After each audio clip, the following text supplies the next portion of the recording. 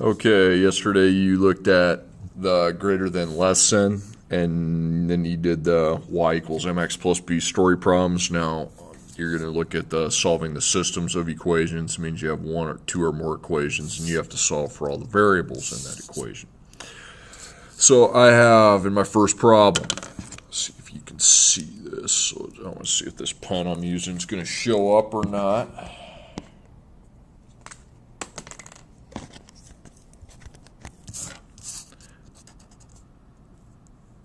Yeah, you can see that, I guess. Okay. All right, so 1x plus 4y equals 9. That means 1 times x plus 4 times y equals 9. And also x is equal to 1 times y plus 4, or y plus 4. Okay, so then I say, okay, do I have a base variable that is all by itself? So yeah, I do. Base is right there. So I can go ahead and box up the x and circle what the x is equal to. And I'm going to use the substitution method of system solving. So I write the other equation, 1x plus 4y equals 9. Okay. So what's the variable that I have all by itself as my base variable? Well, it's x. Okay, so I actually want to parenthesize x, and then let's empty that parentheses. So 1 empty parentheses plus 4y equals 9. Okay. Now you want to extend that parentheses so it is wider.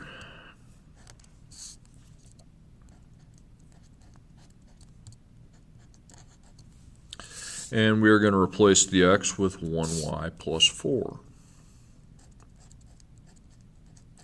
Okay, so this time I have a y here and a y here, so I'm going to solve for y. So I take 1 times 1y and 1 times 4, and that's going to be 1y plus 4, and then plus 4y equals 9. Okay, so here are my two y variables, and they're on the same side. Those are like terms, so we can add the like terms together since they're on the same side of the equation. So 1y plus 4y is 5y. I get rid of these. And before equals, I need to add 4 and then equal it out to 9. So 5 times y plus 4 equals 9. So it's pretty simple. I can dot my singular y, so I know that's 5 times y. But I need to cancel out the plus 4. So I minus 4 from both sides of the equation. So 5 times y equals 5. 9 minus 4 is 5. And 5 times y is 5. So we can divide both sides by 5. And 5 divided by 5 is 1. So it is y that is equal to 1. So I know what the y is equal to. Okay, now, when solving for x, I'm going to want to take the equation that has the x variable all by itself, because I know that the x is pretty much solved for. I just need to put my answer I got in for the y. Okay, now scribble that out, and it's 1. So I need to take 1 times 1 plus 4, or 1 parentheses 1 plus 4. It's going to be 5. Okay, so x is 5. So x equals 5, y equals 1. And that's my answer. Okay, now my other equations, my other system states that 8x plus negative 7y equals negative 3, and 6x plus negative 5y equals negative 1. So, do I have a base variable here? No, neither variable is isolated. Like the x and the y, they're on the same side. Not only that, the x is multiplied by 8, the y is multiplied by negative 7, the x multiplied by 6, and the y by negative 5. So we do not have a base. Okay, so we cannot use the substitution method. So I'm going to use the elimination method. So if I don't have a base, I want to circle my like terms. And let's see if they have the same coefficient. 8 and 6 are not the same. 7 and 5 are not the same. So not only that, I don't have anything the same. And also another thing you want to do is just copy that first equation down. You can actually copy the first or second. I always like to take the first, because that's what we're going to use to actually get our second answer. So it's at least there when we need it. And since there's no same, I'm going to need to use my multiplication.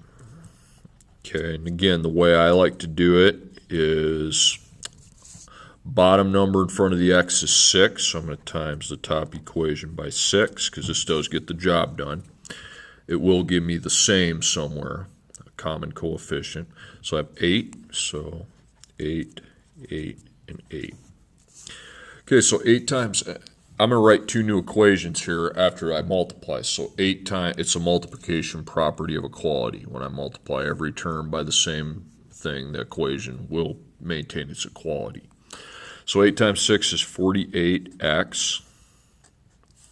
Negative 7 times 6 is negative 42y.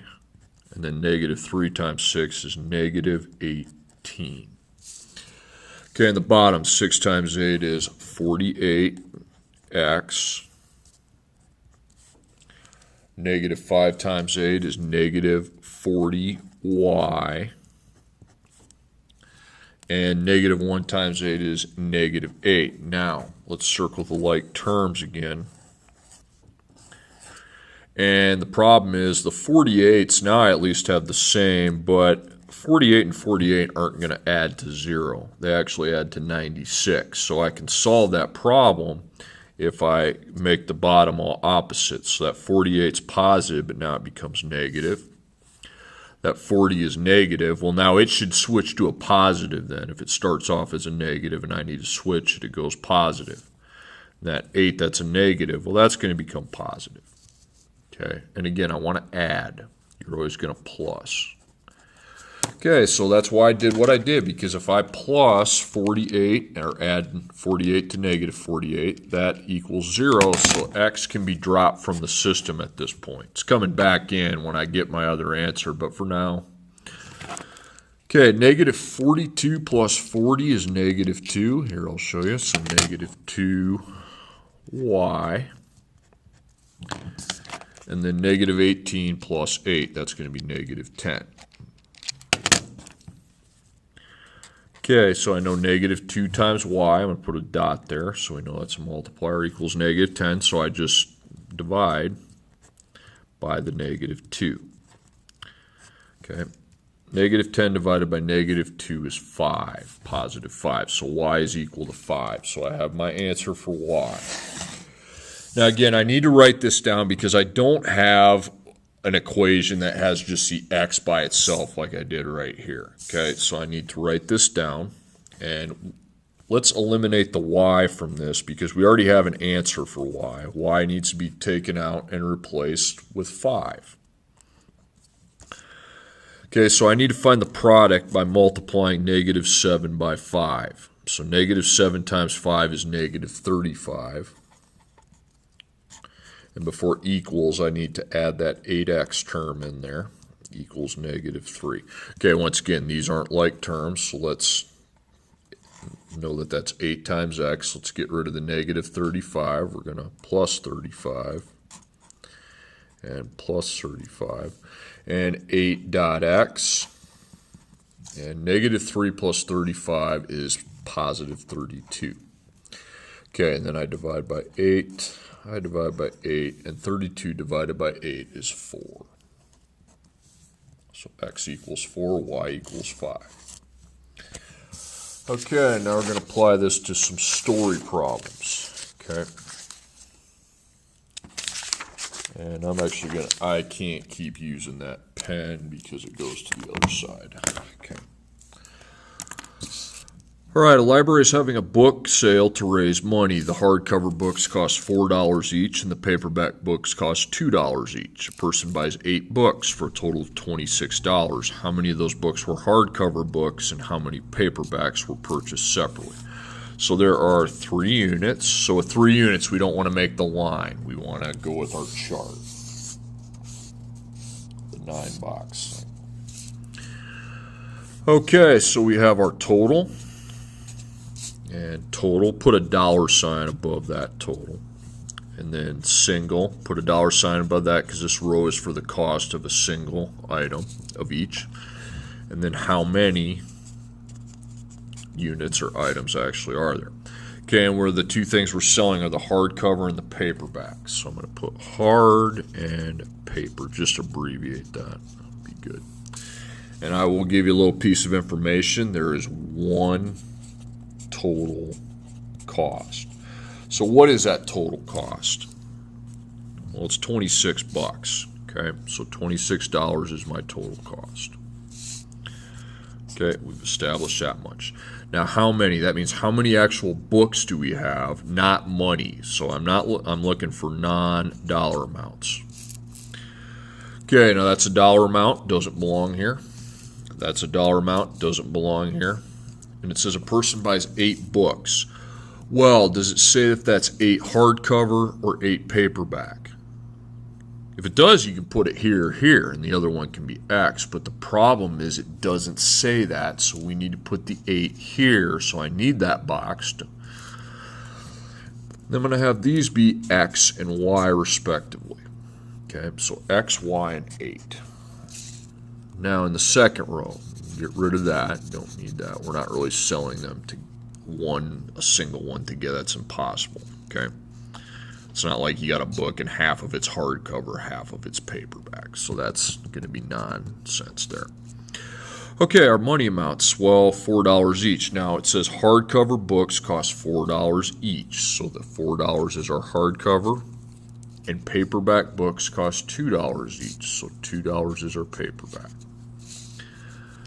Okay, so I can multiply the X because I don't know how many of them there are, but they cost $4 each. So we can write the total cost of hardcover as 4X. And the same goes for paperback. We can write that as 2Y.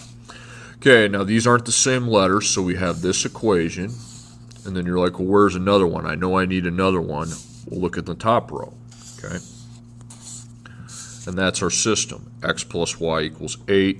And 4x plus 2y equals 26. So let's create our own system here. Kind of black that out. So x plus y equals 8. And let's put coefficients of 1 on those so I can see what they are. And then 4x plus 2y equals 26.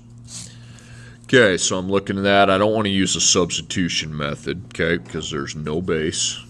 No base variable that's by itself, and there's also, go like this, and write that first one down, 1x plus 1y equals 8. We're going to need it for when we get our first answer. And also, I don't see 1 and 4 aren't the same, 1 and 2 aren't the same. So there's no base, there's no same. So we need to do our multiplication property of equality, the times, dot, dot, dot. So I have 4 here, so we're going to go 4, 4, and 8 times 4. And then we have a 1 here, 1, 1, 1. Okay, 1x times 4 is 4x. 1y times 4 is 4y. Now, I run into a lot of problems with people just leaving that as 8 and forgetting to multiply the 8. You can't do that. If you're multiplying this side by 4, you have to multiply the other side by 4 to keep the equation balanced. 8 times 4 is 32. Okay, 4x times 1 is 4x, and 2y times 1 is 2y, and 26 times 1 is 26. Okay, now here, circle your like terms, and I actually have the same coefficient right there. Okay, so same, but 4 plus 4 is not 0. But if I make the 4 negative, it will be 0, but then I have to make all these negative. So 2 would become negative, and 26 would become negative. Okay, remember we're always plussing. So 4 plus negative 4 is 0. 4 plus negative 2 is 2, so 2y. 32 plus negative 32 plus negative 26 is 6. And 2 times y equals 6, so I can dot my 2 and divide by 2, and y equals 3. Okay, now the y variable, that's under paperback. How many paperback? Well, now I know there was 3. Okay, now let's use our other equation, the 1x, 1y, and 8. So if I know y is 3, we need to get y out of here, not bring it back. That's 3. Any y is now a 3.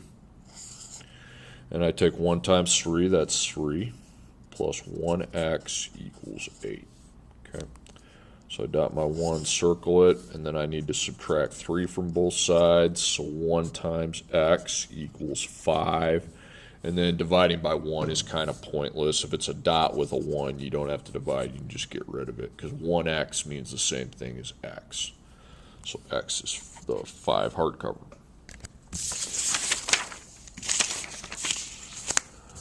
Okay, next one. At a sporting goods store, you buy 10 basketballs and 4 footballs. The footballs cost $1.45 more than the basketballs. You paid a total of $264.80. How much does each product cost? So how much my footballs, how much my basketballs cost. And again, there are 3 units because I have the basketballs, the footballs, and the money. So 3 units underlined mean we want to make this chart at this point. That's how we solve story problems where 3 units relate. Okay, so I'm going to have to write small on here so I can fit everything in. So I've got total. That's your money total, that row is. And then money for when I buy just one of them. And then how many? That means how many units do we have? And the 2 things we're buying this time are the basketballs and the footballs. Okay, again, this one only has 1 total cost. Okay, when they get to the end of the problem, they buy these basketballs and footballs, and the total cost is $264.80. So we know that much. Okay, let's cross that out. Now, remember, how many means how many of them do you actually have, not what they cost, so non-money. So I see 10, but that says 10 basketballs, so we can put 10. But then there's another non-money amount. Don't put X there because there's another non-money amount. 4 footballs. So why would I put X if I know it? You wouldn't. 4. Okay, and the rest, that's a dollar amount. We don't worry about that, so I'm just going to block that off. Technically, you can add 10 and 4, and it's 14, but not going to need to. And this is my money amount, okay? So block that out. Okay, now the only money amount I see left other than the total is the fact that footballs cost $1.45 more than the basketballs. Okay, there's that expression more than. I need to go up here because I don't know either one of them, okay, but I know one is $1.45 more than the other. So we need to go right away and write X plus $1.45 and X. And that's how I'm going to represent the 2 unknowns. I can write them in both in terms of the X variable. That's me just...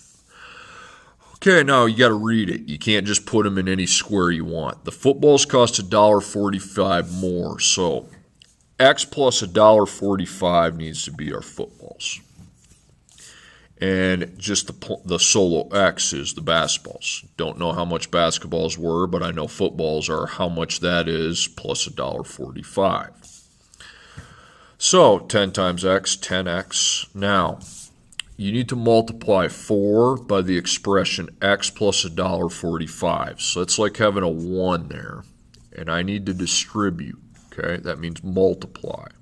It's like the distributed property, the rainbows. 4 times 1 is 4 with X plus 4 times 1.45 is 5.8. Okay, and you'll see I have the same letter here, okay? So that's what we're equal to. And these letters, the 10x and the 4x are like terms. They both have the x variable, so we can add those together, and that's 14x. And then I need to add the 5.8, which should be $5.80, but we won't worry about that for now. Okay. And then 14 times x plus 5.8 equals 264.80. So minus 5.8 minus 5.8, so 14.x. Remember, you're taking 80 cents minus 80 cents, so this should be just a full dollar amount because we're subtracting the same cents. Yep, 259. Divide by 14. Divide by 14. So 259 divided by 14 is 18.5. Now, that means 18.5. Now, what answer is that? Well, that's my solo X. So where's my solo X? Right here. So the basketballs are $18.50. Okay, and do you find our cost for the footballs? Think about it. We know that X is 18.50 or 0.5. Well, we know the footballs, we know they cost $1.45 more, so I just replace the X with 18.5 and I add them. 18.5 plus $1.45. $19.95. So 19. Boom. Okay, last one. You buy 10 gallons of gas and 1 quart of oil for a total of $24.50. Your friend buys 8 gallons of the same gas and 2 quarts of the same oil for a total of $22.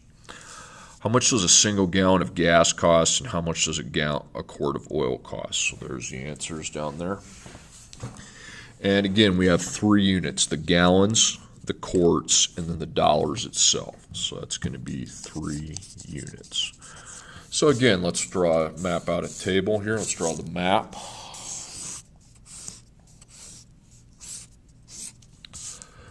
Okay, so I've got total and the money total, the money single, and then how many units we have. So the 2 things I'm spending money on are the gallons and the quarts. Now, I'll give you a little hint. This one has 2 total costs because I have me and my friend. So my total cost is $24.50. When I pay for all my stuff, that's what it costs. My friend's total cost is $22. I think you guys, most of you know where this is headed. Okay, how many? It means how many gallons, how many quarts, not money, not what they cost. This row has nothing to do with cost. So 10. 10's not a money amount, it's 10 gallons, so we can place 10 here. 1's not a money amount, it's 1. It's 1 quart, so I'm going to put that here. 8 gallons of gas, so 8 here. And 2 quarts of oil, so 2 here. All right, and that takes care of all the non-money amounts, so I will not be needing the total for how many. Okay, and here we always get rid of this. Okay, the cost of a single gallon of gas. Well, I don't really have any values for that, so that's why I don't know it, because those are the answers to the problem. Okay, so now the gas costs the same. So this guy cost him X dollars, and this guy it would cost the same. We just don't know what, so I use the same variable. Now quarts would be different from the gallons, but the quarts they buy would cost the same for anybody who buys them, so that would be Y and Y. We can use the same variable. So 10 times X is 10X, 8 times X is 8X, and then 1Y and 2Y. Okay, so X and Y are different letters, so we can't just add them together. So there's one equation. You don't have to look very far to find the second equation. It's right above it, man. Okay.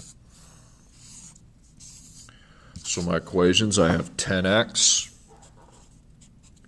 plus 1Y equals $24.50, and I've got 8X plus 2Y equals 22 even.